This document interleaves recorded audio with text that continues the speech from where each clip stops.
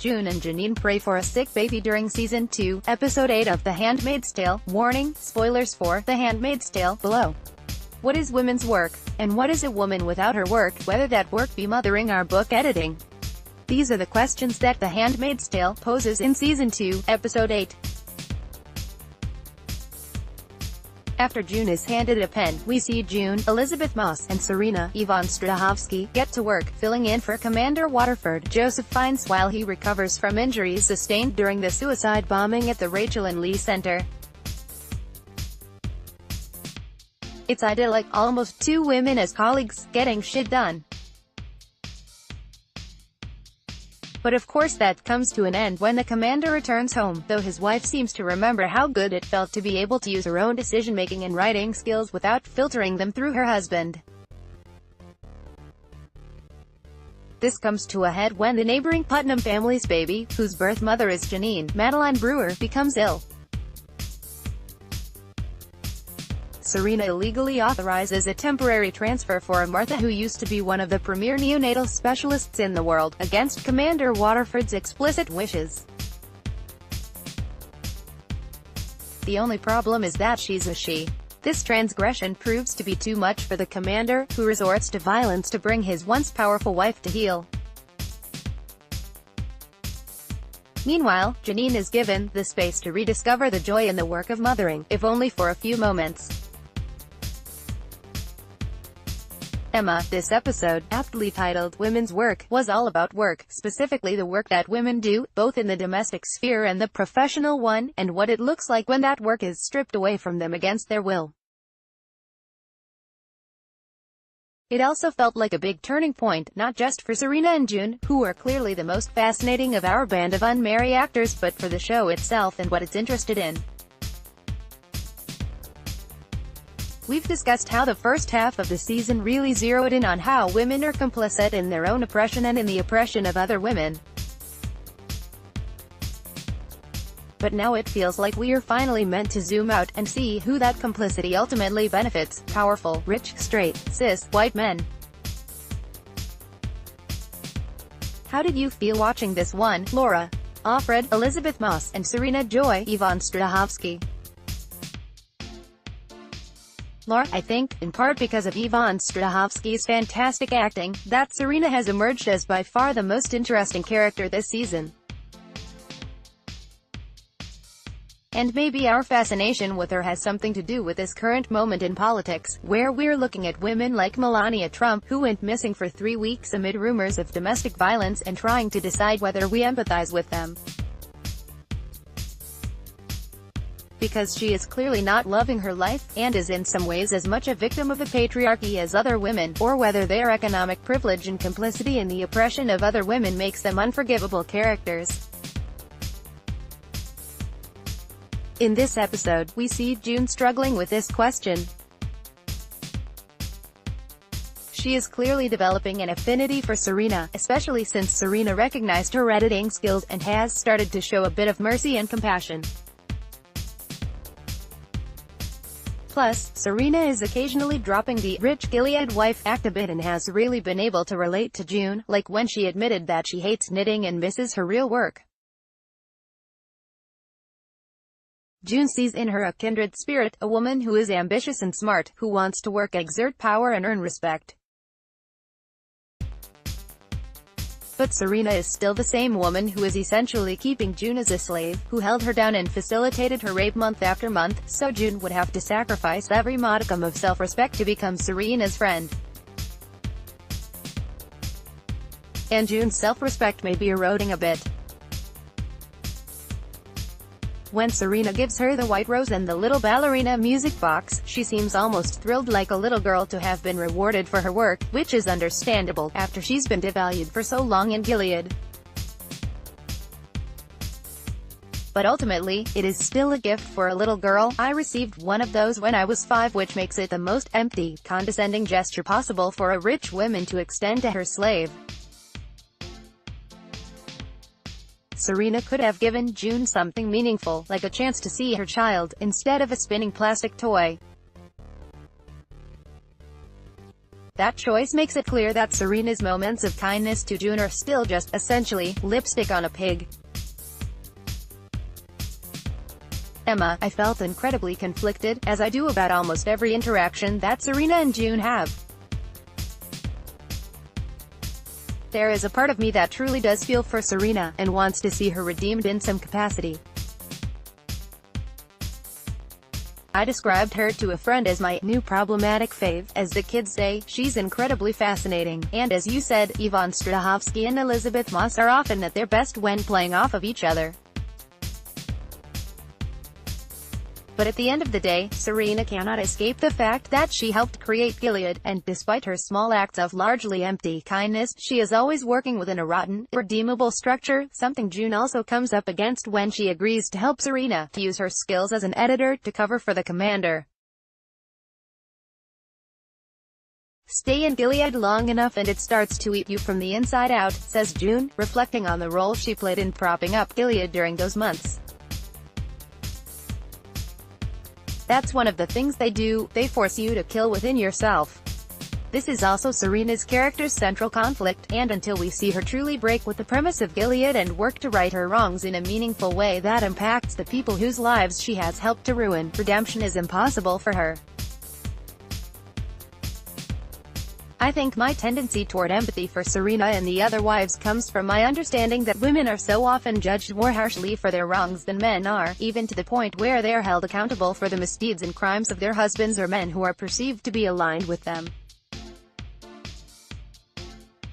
I thought about this a lot with Bill Clinton's recent inability to engage meaningfully with the Me Too conversation, despite the fact that his wife paid dearly during her campaign for the way her husband has treated women.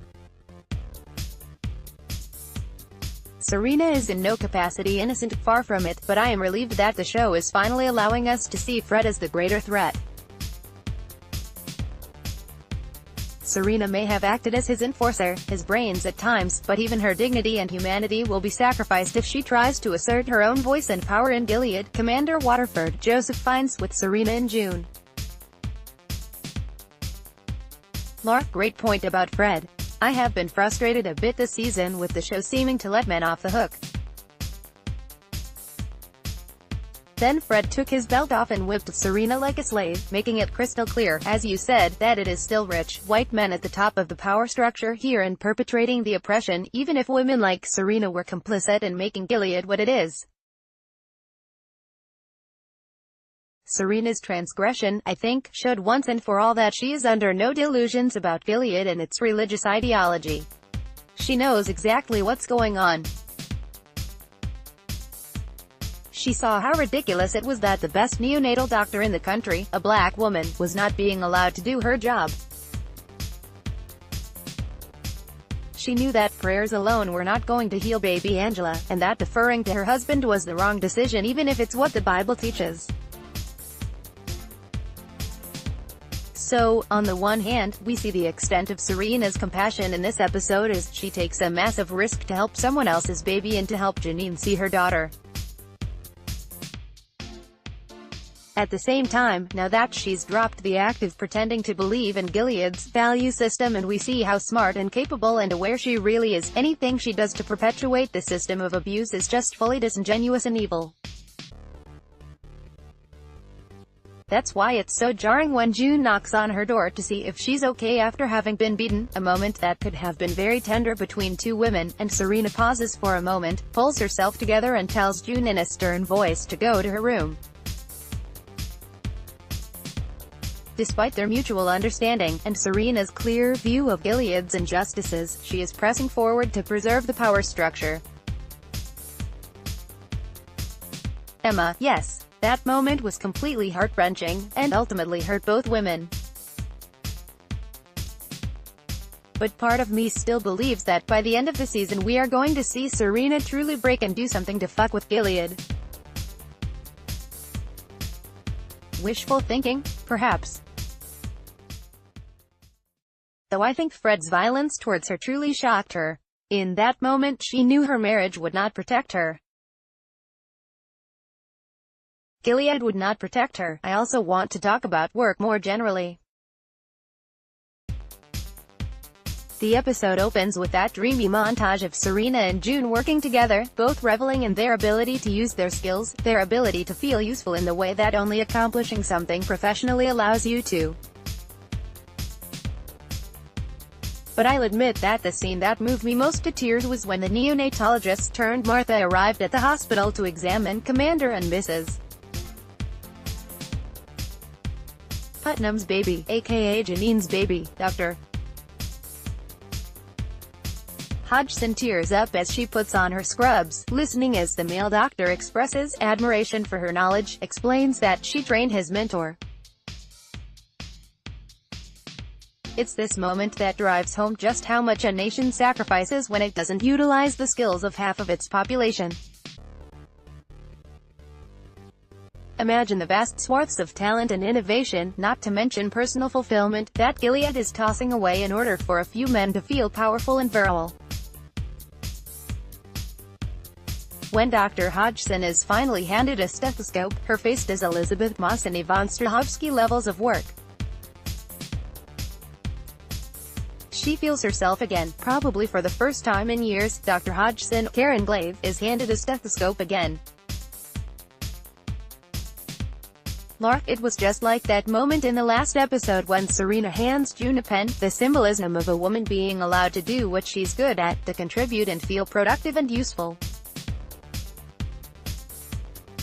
Of course, this episode contrasts those moments with Nick's 15-year-old bride, who is so bored and desperate to feel useful that she is obsessing over how to fold clothes and what color curtains to pick out. In Gilead, women can't even feel valued in the domestic sphere. Meanwhile, Janine has been denied her ability to act as a mother to her own child, the only job that she feels called to. And we see the healing power of real motherhood, actual love and skin-to-skin contact, which Dr. Hodgson had subtly prescribed for that ailing baby. Even the nation's most prominent neonatologist was able to acknowledge that the only way for that baby to survive was to take her off the machines and let her mother hold her. That scene really hit home for me, because my little brother was severely premature and lived in an incubator for 2 months, similar to the one on the show. And my mom would talk and sing to him every day and stick her little pinky in the incubator, and the doctors told her that that may have been the only reason he survived. I think this show has a powerful message about women and work, as you said, whether that work is neonatology or being an editor or being a mother. Women are invaluable in all of these areas, and a society suffers when you deny them the ability to thrive. Serena and June. Emma, precisely. I love that the show was able to talk about the labor women do without devaluing either the intense labor that goes into motherhood or the myriad of ways women contribute to society outside of that sphere. Labor is labor, and it should be acknowledged and valued. Gilead manages to deprive women of all jobs, except, as Commander Waterford reminds Serena, obeying your husband. Gilead was presumably founded because of a fertility crisis, and yet this is not a society that truly values mothers or children. The only other notable thing that happened this episode was that Eden continued to be present in the background, continuously ignored by nearly everyone in the household as she tries to be the wife she believes she has to be. I was torn between feeling really awful for her, she's a teenager alone in a house without any support or affection or friendship, and being terrified of her. She finds the letters from Gilead citizens that June had been holding on to for Mayday. She says she didn't read them, but I have a sneaking suspicion that she will be Nick's downfall. Never underestimate a zealous teen.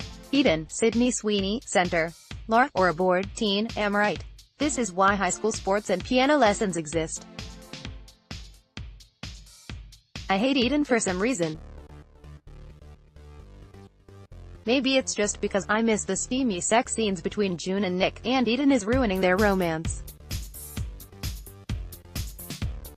But I also think, as you said, that we can't quite trust her since she threatened to report Nick as a gender traitor. She is so eager to please in Gilead that it's clear when the revolution happens, she's not going to be on the right side of it. I wanted to mention one other great moment in this episode, when June and Janine are walking together and June says, "Blessed be the fruit," and Janine responds, "May the force be with you." It's so refreshing, and it shows that Gilead's facade is really starting to crumble. All the women, maybe with the exception of fresh-faced Eden, are tired of pretending. Emma, the end of the episode provides us with a stark juxtaposition. On the one hand, June and Serena are broken, yet again, by Commander Waterford's stunning violence. This leads June to conclude that there cannot be any upsides to Gilead, even momentary. Someone once said, men are afraid that women will laugh at them. Women are afraid that men will kill them, she says. Side note, love the uncredited Margaret Atwood shoutout here. We should have known better. I thought there were still secret places, hidden in the cracks and crevices of this world, places we could make beautiful, peaceful, safe, or at least bearable. And yet, moments later, we do see a crack that reveals some beauty. Janine singing Dusty Springfield's "I Only Want to Be With You" to her giggling, bouncing baby. And the show lets us sit with that scene rather than the pain. Her song continues even as the credits roll. So maybe even hell has those places and moments, even if they are always short-lived. Laura, that was such a beautiful, moving scene. I would have set it to Rihanna's "We Found Love" in a hopeless place, but that's probably why I wasn't invited to be a writer on the show. Emma, asterisk, puts on Rihanna, cues the credits, asterisk, episode 7, in The Handmaid's Tale. The greatest threat is a woman with a pen, episode 6, in The Handmaid's Tale. The road to Gilead is paved with Ann Coulter doppelgangers, episode 5. The Handmaid's Tale explores what resilience looks like in hell, episode